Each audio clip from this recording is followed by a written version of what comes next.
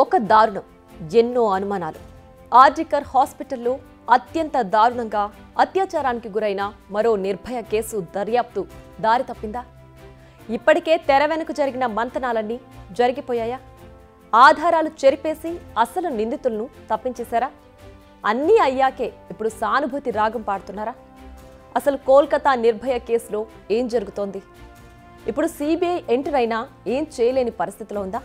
ఒక్కసారి వరుసగా జరిగిన పరిణామాలను పరిశీలిద్దాం. అప్పుడే మనకు ఓ క్లియర్ కట్ పిక్చర్ వస్తుంది. ఇప్పుడు దేశవ్యాప్తంగా జరుగుతున్న నిరసనల గురించి కానీ, సిబిఐ పలానా వారిని విచారించిందనే విషయాల గురించి కానీ డిస్కస్ చేయడం లేదు. అంతకు మించి తెర వెనక ఏం జరుగుతుందో ఓసారి మాట్లాడుకుందాం. ఆగస్టు 9న జరిగింది కోల్కతా నిర్భయ ఘటన. ఎలా జరిగింది? ఎలా ఆమెను చిత్రవద చేసి చంపారు? ఇవన్నీ మనం ఇప్పటికే మాట్లాడుకున్నాం. మళ్ళీ చెప్పేంత గుండె ధైర్యం అయితే నాకు లేదు. బట్ ఆ తర్వాత జరిగిన పరిణామాలే ఇప్పుడు అనేక డౌట్స్ను రైజ్ చేస్తున్నాయి. ఇప్పుడు నేను చెప్పబోయే విషయాలు 100% కరెక్ట్ అని చెప్పడం లేదు, కానీ ఈ విషయాలు డిస్కస్ చేయాల్సిన అవసరం ఉంది. ఈ అత్యాచారం జరగగానే ముందుగా డాక్టర్లు, ఆ తర్వాత ప్రజలంతా ఒక్కసారిగా భగ్గుమన్నారు. కోల్కతాలో ప్రారంభమైన నిరసనలు ఆ తర్వాత బెంగాల్, ఆ తర్వాత దేశం మొత్తం వ్యాపించాయి. తమ ఇళ్లు లాంటి హాస్పిటల్లోనే తమకు భద్రత లేకపోతే ఎలా అంటూ డాక్టర్లు ఆవేదన వ్యక్తం చేశారు, ఆందోళనకు దిగారు. పోలీసులు 6 గంటల్లో ప్రధాన నిందితుడిని అరెస్ట్ చేశారు. దానికి తగిన ఆధారాలు ఉన్నాయంది. కాలేజ్ ప్రిన్సిపల్ సందీప్ ఘోష్పై బదిలీ వేటు వేసింది. వెంటనే బెంగాల్ సీఎం మమతా బెనర్జీ విచారణకు ఆదేశించారు. పోలీసులకు డెడ్లైన్ విధించారు. ఆదివారంలోగా విచారణ పూర్తి చేయకపోతే కేసు సిబిఐకి హ్యాండ్ ఓవర్ చేస్తామని అన్నారు. అంతా బాగుంది. దీదీపై ప్రశంసలొచ్చాయి, చాలా త్వరగా రియాక్ట్ అయ్యారు అని. కానీ ఆ తర్వాతే మొదలైంది అసలు కథ. నిందితుడు ఒక్కరు కాదు, అతడితో పాటు ఇంకెవరో ఉన్నారు అని. వారిని తప్పించడానికి కుట్ర జరుగుతోందని డాక్టర్లు ఆరోపించారు. ఇక్కడే స్థానిక యంత్రాంగం, పోలీసులు దీదీ తీరుపై డౌట్స్ మొదలయ్యాయి. ఆ వెంటనే దీదీ ఓ స్టేట్మెంట్ ఇచ్చారు. బెంగాల్ను బంగ్లాదేశ్లా చేయాలని చూస్తున్నారు అంటూ. ఇది ఆవేశంతో అన్నారని అంతా అనుకున్నారు.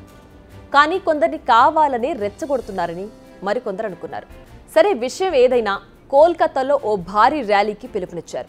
అది కూడా అర్ధరాత్రి 12 గంటలకు వీధుల్లోకి రావాలని. ఎవరిచ్చారు, ఎందుకిచ్చారు అని ఎవ్వరూ ఆలోచించలేదు. ఎందుకంటే బాధితురాలికి న్యాయం జరుగుతుందన్న ఆశతో చాలామంది, అంటే వేలల్లో వీధుల్లోకొచ్చి నిరసన తెలియజేశారు. ఆ ర్యాలీ ఆర్జికర్, అంటే ఏదైతే ఈ దారుణ ఘటన జరిగిందో అక్కడికి చేరుకుంది. ఇంతలో కొందరు హాస్పిటల్లోకి చొచ్చుకొచ్చారు. దొరికింది దొరికినట్టు పగలగొట్టారు. ఓ దుమ్మి సీన్ను క్రియేట్ చేశారు. మరికొందరు అప్పుడే ఈ ఉన్మాదం జరిగిన ప్రాంతం, అంటే సీన్ ఆఫ్ క్రైమ్ దగ్గరికి వెళ్లారు. ఆ రూమ్ను నాశనం చేశారు. అక్కడ ఉన్న సాక్ష్యాలను ధ్వంసం చేశారు. ఆ ప్లేస్ను మొత్తం నాశనం చేశారు. నిజానికి ఈ కేసు విచారణలో అత్యంత కీలకమైన పాయింట్ ఏదైనా ఉందంటే అది సెమినార్ హాల్.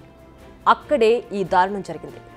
బాధితురాలి మృతదేహాన్ని తరలించాక అక్కడే సైంటిఫిక్ ఎవిడెన్స్ సేకరించారు. అయితే కేసు విచారణలో ఉంది. అందులోనూ సిబిఐకు ట్రాన్స్ఫర్ అయింది. సిబిఐ ఫోరెన్సిక్ టీం అక్కడికి రావాల్సింది. అక్కడ విలువైన సాక్ష్యాధారాలు ఉన్నాయి, వాటిని సేకరించాల్సింది. కానీ ఇంతలోనే ఈ దాడి జరిగింది.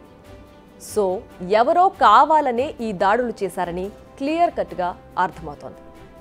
దేశాన్ని కుదిపేసిన ఘటన. అందులోనూ అత్యంత కీలకమైన అంశం ఆ సెమినార్ హాల్. అత్యంత కట్టుదిట్టమైన భద్రత ఉండాలి అక్కడ.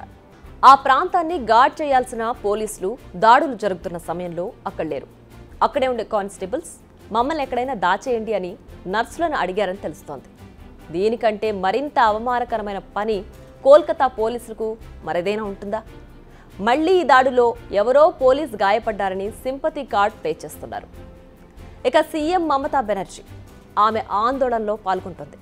దీనికంటే మరేదైనా దారుణం ఉంటుందా అసలు? ఆ రాష్ట్రంలో శాంతి భద్రతలు, ఇలాంటి దారుణాలు జరగకుండా చూసుకోవాల్సింది తానే. న్యాయం చేయండి అంటూ పాదయాత్రలు చేస్తున్నారు. ఎవరు న్యాయం చేయాలి? ఎవరు అడుగుతున్నారు? ఎవరిని అడుగుతున్నారు? ఇప్పటికే హాస్పిటల్లో జరిగిన విధ్వంసకాండలో కీలక ఆధారాలను మాయం చేశారనేది ఓ టాక్.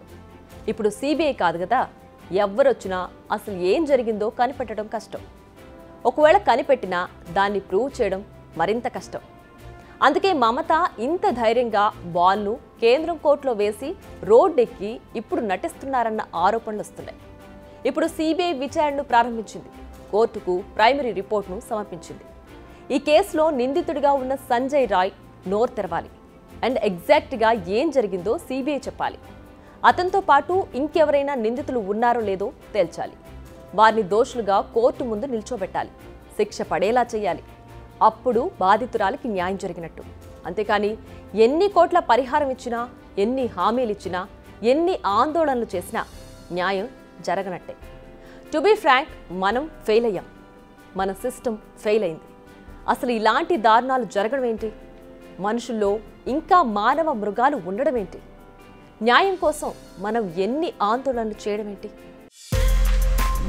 బిగ్ టీవీ అవుట్లుక్ కథనాలు నచ్చితే వెంటనే బిగ్ టీవీ ఛానల్ ను సబ్స్క్రైబ్ చేయండి.